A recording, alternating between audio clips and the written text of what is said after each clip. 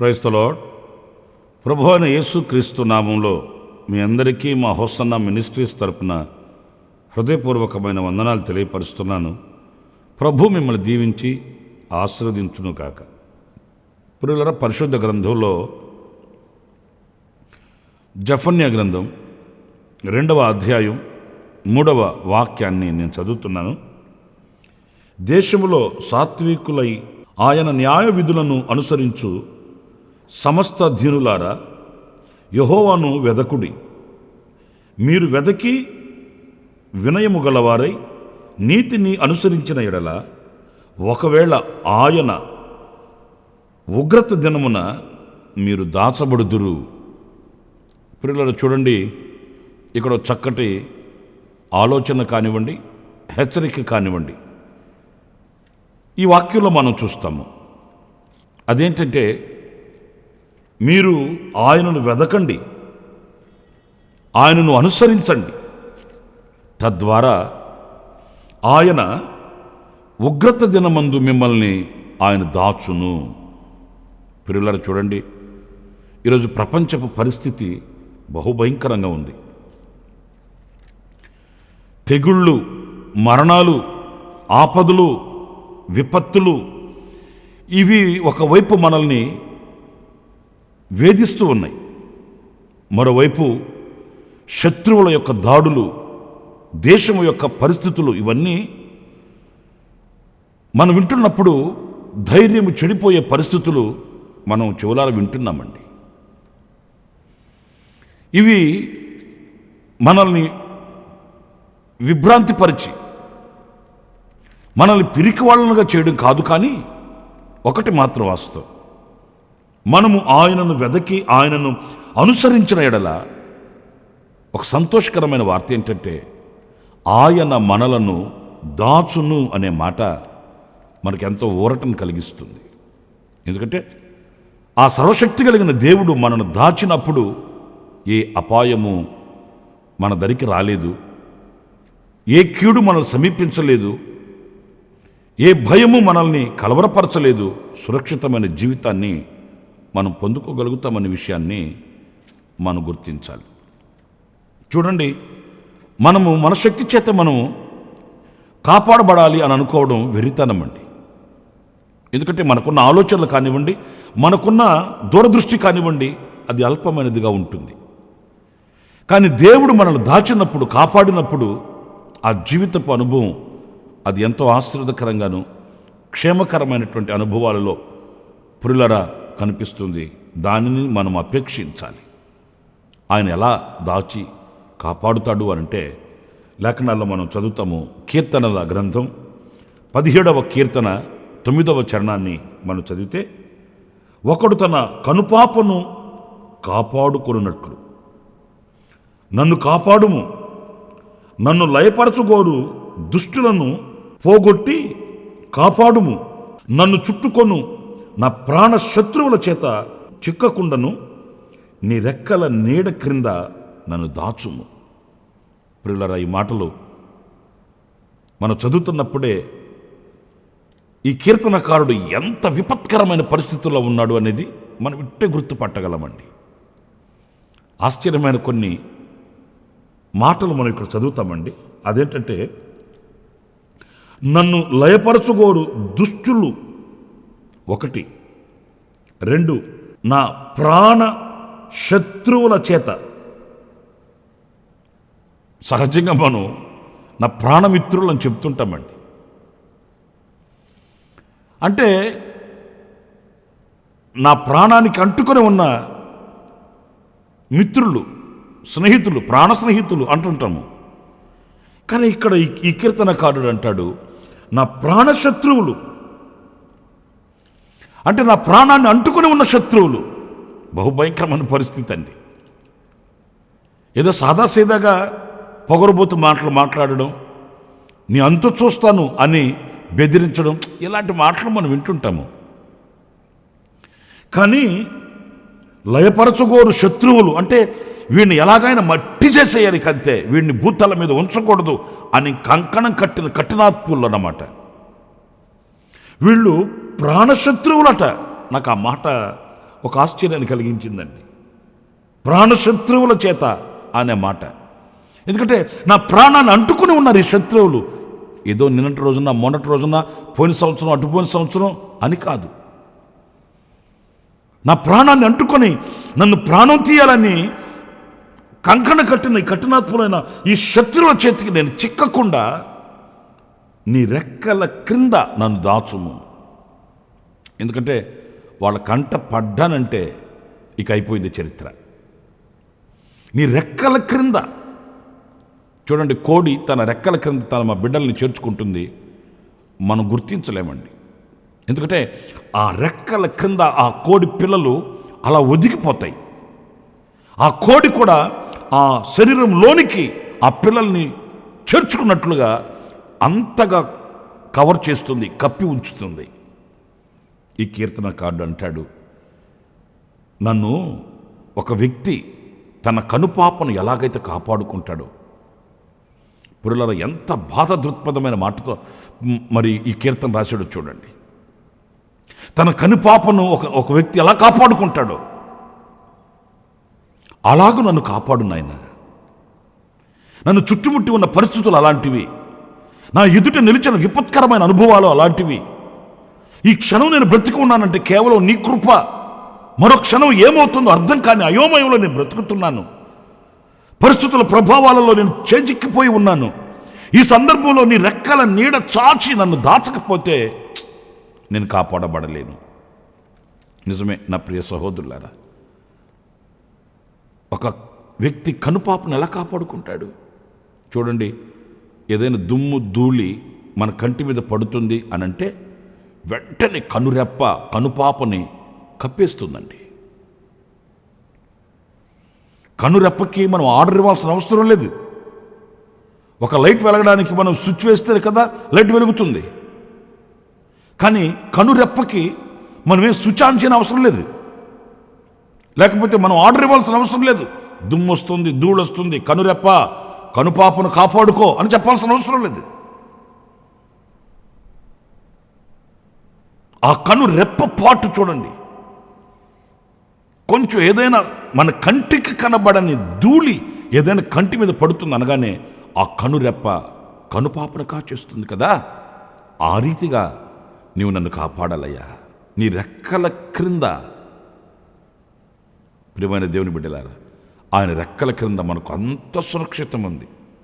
దుష్టుల చేతులు పడకుండా ఈ ప్రాణశత్రువులు పైకి బాగానే కనబడతారు, కానీ లోపల వాళ్ళు చేసే కుట్రలు అంత ఇంత కుట్రలు కాదు. పైకి బాగానే పలకరిస్తారు, ఆప్యాయతగా ఉన్నట్లుగానే కనబడతారు, కానీ వెనుకమాలుగా వాళ్ళు చేసే అక్రమమైన కార్యక్రమాలు మనం గుర్తించలేము. మన కంటికి కనబడవు అవి. అలాంటి పరిస్థితులలో కనుపాపని కనురెప్ప ఎలా కాపాడుకుంటుందో అలా నువ్వు కాపాడయ్యా, నువ్వు కాపాడయ్యా. ఇదిగో ఈ రోజున మనం ఉన్న పరిస్థితుల్లో కూడా ఇలాంటి స్థానానికి మనం వెళ్ళకపోతే, ఇలా మనం ప్రభు సన్నిధిలో అర్జించకపోతే, ప్రార్థించకపోతే మనం ఎక్కడ కూడా దాచబడలేమండి. మనకు అంత శక్తి సామర్థ్యత లేదండి.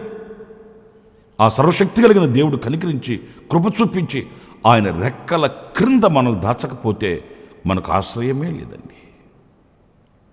మనమైనా మన కుటుంబాలైనా కాపాడబడాలి. ప్రియులారా, మనం ఆయన సన్నిధికి వెళ్ళి ఆయన సముఖంలో మనం ఇలాంటి ప్రార్థన మనం చేయగలిగితే ఆయన మనల్ని కాపాడుతాడు, ఆయన మనల్ని దాచి ఉంచుతాడు. ఆ ఉగ్రత కానివ్వండి, శత్రువుల యొక్క అగ్నిబాణాలు కానివ్వండి మనకు తగలకుండా ఆయన రెక్కల నీడలో మనం చేరిపోతాం. అంతేకాదండి, మరొక మాట కూడా 27వ కీర్తన 5వ చరణంలో మనం చదివితే అక్కడ ఏముంటుందంటే, ఆపత్కాలమున ఆయన తన పర్ణశాలలలో నన్ను దాచును, తన గుడారము చాటున నన్ను దాచును, ఆశ్రయదుర్గము మీద ఆయన నన్ను ఎక్కించును. స్తోత్రం కలుగునుగాక. ఇక్కడ మరొక అనుభవం మనం చూస్తే, ఒక ఆపదొచ్చింది.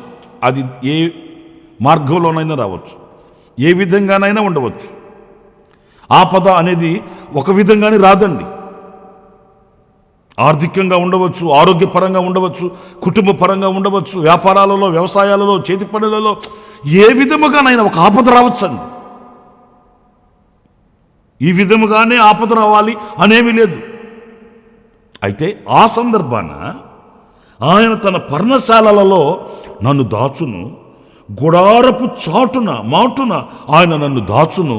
అంతేకాదు, ఆశ్రయదుర్గము మీద ఆయన మనల్ని ఎక్కిస్తాడట. అంటే శత్రువుకి అందనంతగా. దేవుని మహిమ కలిగిన నామానికి మహిమ కలుగునుగాక. దాచడం మాత్రమే కాదండి, పర్ణశాలల చాటున, గుడారపు చాటున, అంటే ఆయన సన్నిధి ఉంది కదా, ఆయన మందిరం ఉంది కదా, ఆ మందిరములో దాని చాటున, దాని నీడలో ఆయన మనల్ని దాచుతాడట ఆపత్కాలమందు. నా ప్రియమైన సహోదరులారా, కొన్ని ఆపదలు మనుషులు ఎవ్వరూ మనకు సహాయం చేయలేని ఆపదలు ఉంటాయండి. ఒకవేళ కన్నవాళ్ళు, కొన్నవాళ్ళు, ఉన్నవాళ్ళు మనకు ఎంతమంది ఉన్నప్పటికీ కూడా కొన్ని సందర్భాలలో ఎవ్వరూ ఏమి చేయలేని నిస్సహాయపు పరిస్థితులు ఎదురవుతాయండి. అలాంటి పరిస్థితులలో సహాయం చేయగలిగిన దేవుడు ఒక్కడే, మన ప్రభు అయిన యేసుక్రీస్తు. ఆయన తన సన్నిధిలో, పర్ణశాలలలో, ఆయన గుడారము చాటున ఆయన దాచి ఉంచుతాడట. ఆయన సన్నిధి విశాలమైనది, ఆయన సన్నిధి మనకు సురక్షితమును కలిగించేది, ఆయన మందిరము మనకు దీవెన కలిగించేది. ఆ మందిరము చాటున ఇశ్రాయేలీయుల సర్వ సమాజం లక్షల కాల్బలం కాపాడబడ్డారండి. ఒక్క గుడారపు చాటున. ఎంత విశాలమైనది అనేది మీకు అర్థం కావాలి. ఇశ్రాయేలీయులు లక్షల కాల్బలం, ఈ లక్షల కాల్బలం ఒక్క గుడారపు చాటును బ్రతికారండి. వాళ్ళు బ్రతికిన బ్రతుకు చూస్తే వాళ్ళకి ఏమీ తక్కువ కాలేదు. ఆకాశంలో నుండి ఆహారం వచ్చింది, బండలో నుండి నీళ్లు ఉబికి పొంగి పొర్లినాయి. వాళ్ళ చెప్పులో వారు తెగిపోలేదు, వాళ్ళ బట్టలు పాతకెళ్ళిపోలేదు. ఒక్క గుడారం చాటున లక్షల కాల్బలం. మరి ఈరోజు నీ కుటుంబం కాపాడబడకపోవడానికి కారణం ఏంటి? ఆయన సన్నిధి చాటున ఆయన దాచుతాడు. నీ కుటుంబం ఆయనకి పెద్ద లెక్కేమీ కాదు. మన కుటుంబాలు ఆయనకి పెద్ద కష్టతరమేమీ కాదు. ఆయన గుడారం అంత విశాలమైనది. లక్షల కాల్బాలాన్ని ఆ ఆశ్రయం క్రింద నడిపించిన ఆ గుడారం ఈరోజున మన కుటుంబాలను కూడా ఆయన గుడారపు చాటును దాచిపెడతాడు. ఇశ్రాయేలీయుల జీవిత చరిత్రలో ఎన్నో ఆపదలు, ఎన్నో విపత్కరమైన పరిస్థితులు వాళ్ళకు వచ్చాయి. కానీ ఎక్కడ కూడా వాళ్ళు శత్రువు చేతిలో ఓడిపోలేదు, శత్రువు చేతిలో చిక్కిపోలేదు. దేవుడు ఘన విజయం చేత వారిని నడిపించాడు. ఈనాటికి నీ నడిపించుటకు శక్తి కలిగిన దేవుడై ఇమ్మానుయేలు దేవునిగా ఆయన మన ఎదుట ఉన్నాడండి. అంత మాత్రమే కాదట, ఆయన ఆశ్రయదుర్గము మీద, ఆశ్రయదుర్గం ఒకటి ఉంది, ఆ దుర్గము మీద నాకు చాలా సంతోషకరమైన మాటగా అనిపించిందండి ఈ మాట. ఆశ్రయదుర్గము పైన, దాని పైకి ఎక్కిస్తాడట మనల్ని. ఇంకా శత్రువు ఎక్కడ ఎక్కుతాడేంటి? ఆ శత్రువు కింద కూర్చొని తోక ముడుచుకొని పళ్ళు పటపటపట గురికి తప్పించుకున్నావురా నీవు అనుకుని గుటకలు మింగాల్సిందే కానీ ఆడు మాత్రం ఆ పైకి ఎక్కలేడు. ఎందుకంటే అది ఆశ్రయదుర్గం. ఆశ్రయదుర్గం ఆ అందని కృపలో, ఎవ్వడికి అందని కృపలో ఆ ఆశ్రయం దుర్గం పైన ఆయన మనల్ని ఎక్కిస్తాడు. ఇక మనం ఆ ఆశ్రయ దుర్గము పైన, ఎత్తైన శిఖరముపై సురక్షితంగా మనం ప్రభువును స్తుతించడమే మన వంతు అవుతుంది. అంతటి గొప్ప దేవుడు అండి మన దేవుడు. లేకపోతే ఈ రోజున మనం సజీవులుగా ఉండేవాళ్ళమా? బట్టగట్టి బైబిల్ పట్టేవాళ్ళమా? సమాజంలో సాక్షిగా ఉండేవాళ్ళమా? మనకంటే గనులు బలము కలిగిన వాళ్ళు దాటుకుని వెళ్ళిపోలేదా? ఈరోజు మనం ఎలా సురక్షితంగా సజీవుల దేశంలో ఉన్నాము అనంటే ఆ ఆశ్రయ దుర్గము పైన మనల్ని ఎక్కించాడు. కాలమైనా, కరోనానైనా, కఠిన శ్రమలైనా, కఠిన వేదనలైనా, కటిక చీకటి అయినా కళ్ళ ముందే దాటుకు వెళ్ళిపోయింది. మనల్ని కదపలేకపోయింది. మన శక్తి కాదు, మన బలం కాదుండోయ్. ఆయన మనల్ని తన ఆశ్రయ దుర్గము పైన ఎక్కించాడు. శత్రువుకి దొరకకుండా మనల్ని అందని కృపలో దాచి ఉంచాడు. ఆ ఎత్తైన శిఖరముపై ఈ రోజున మనం ఒకరికొకరు చూసుకోగలుగుతున్నాం అనే విషయాన్ని మర్చిపోకూడదండి.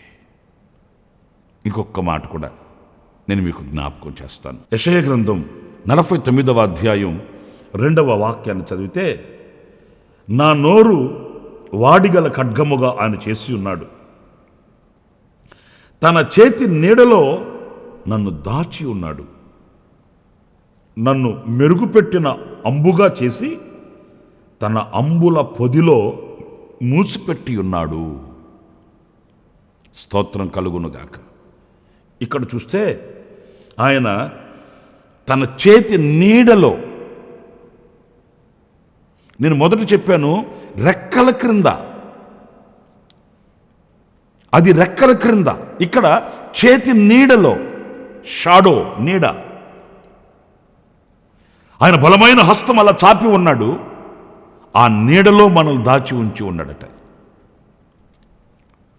పిల్లల, మనము ఆరాధించే మన ప్రభు ఎంత మహిమ కలిగిన దేవుడో. వేనోళ్లతో స్తుతించిన ఆయన రుణాన్ని మనం తీర్చుకోలేమండి. ఆయన అంబుల పొదిలో మనల్ని మూసిపెట్టి ఉన్నాడట. ఎందుకంటే ఒక సమయం వస్తుంది, తగు సమయమందు ఆయన ఆ అంబుల పొదిలో దాచబడిన ఆ యొక్క బాణాన్ని ఆయన తీస్తాడు. ఆయన చేతిలో బలమైన ఆయుధంగా మనల్ని వాడుకుంటాడు. శక్తి కలిగిన పాత్రగా ఉపయోగిస్తాడు. ఒక మహిమ కలిగిన చోట ఆయన మనల్ని సాక్షిగా నిలబెడతాడు. అంతవరకు ఆయన మనల్ని మూసిపెట్టి ఉన్నాడు. ఇలాంటి అనుభవాలన్నీ మనం తలంచుకున్నప్పుడు ఆయనకు కృతజ్ఞతాస్తుతి చెల్లించకుండా ఉండలేమండి. ఆయన నీడలో చల్లగా, కొంతమందిని మనం వాడుకలు అంటుంటాం, నీడపాటును కూర్చొని శుభ్రంగా తింటున్నాడు రాయుడు అంటుంటాం. ఎందుకంటే వాని వైఖరి అలా ఉంటుంది. అలాంటి వాడిని చూసినప్పుడు మనం ఏమనుకుంటాం, నీడపాటును కూర్చొని తినే భాగ్యం ఇచ్చాడు దేవుడు వీడికి అనుకుంటుంటాం. కానీ దేవుడు మనల్ని ఎంత నీడలో దాచి ఉన్నాడో మనకు అర్థం కాదండి. ఆ నీడలో దాచడం కాదు, మాత్రమే కాదు, అంబుల పొదిలో మనల్ని మూసిపెట్టి ఉన్నాడు. ఆయన చేతిలో బలమైన పాత్రకు తగు సమయమందు ఆయన మనల్ని వాడుకుంటాడు. గనుక నా ప్రియ సహోదరులారా, జఫన్యా ప్రవక్త చెప్తున్నాడు, మీరు యెహోవాను వెదకండి, వినయము గలవారై నీతిని అనుసరించిన ఎడల, ఆ నీతిని మీరు వెంబడించిన ఎడల, ఆయనను వెతకిన ఎడల ఆయన మిమ్మల్ని దాచును. రెక్కల క్రింద దాచుతాడట. ఆయన పర్ణశాలలలో గుడారము చాటును దాచుతాడట.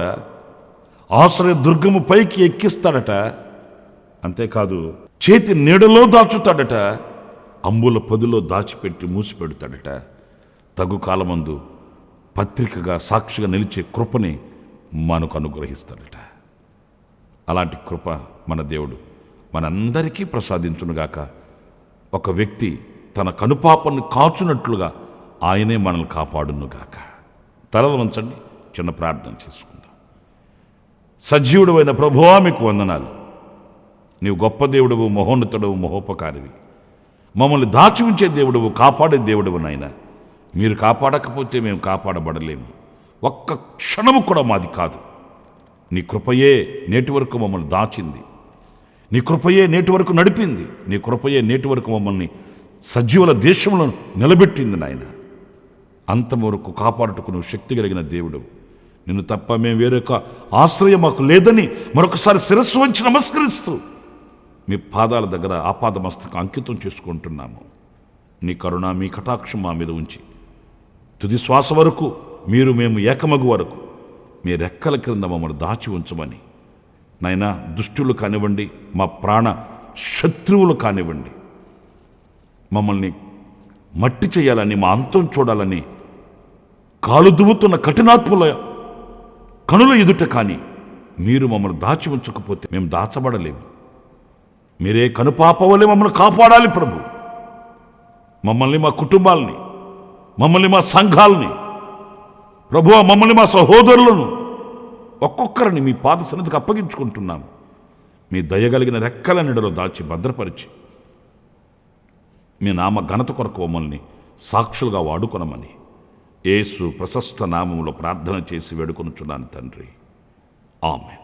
ఆమేన్. ప్రభు మిమ్మల్ని దీవించి ఆశీర్వదించునుగాక. కరుణ కటాక్షములతో ఈ దినమంతయు ప్రభు మిమ్మల్ని కాపాడునుగాక. ఆమేన్. ప్రతి దినము ఈ అనుదిన కృపాను సందేశాల కొరకు, ఇంకా మరిన్ని ఆత్మ సంబంధమైన సందేశాల కొరకు ఈ మా యూట్యూబ్ ఛానల్ ని సబ్స్క్రైబ్ చేసుకోండి. Pastor Ramesh hosanna ministries.